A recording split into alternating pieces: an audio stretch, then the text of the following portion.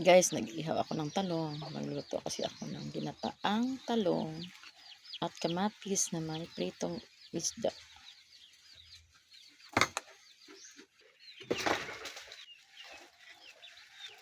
At nag-ihaw na rin ako ng isda.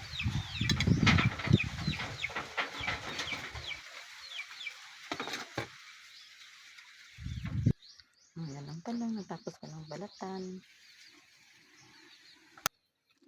Mainit yung kawali. Lagyan ko ng mantika. Lagyan ko ng sibuyas at bawang. Lagyan ng maraming kamatis.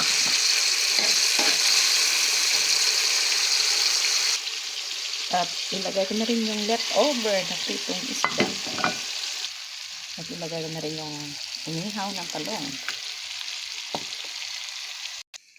At lagyan ng seasoning, sugar, salt, nor simple cube, magic sarap, at bitchin. Ang linagay kong pangtubig ay ang coconut milk. Lagyan na rin ng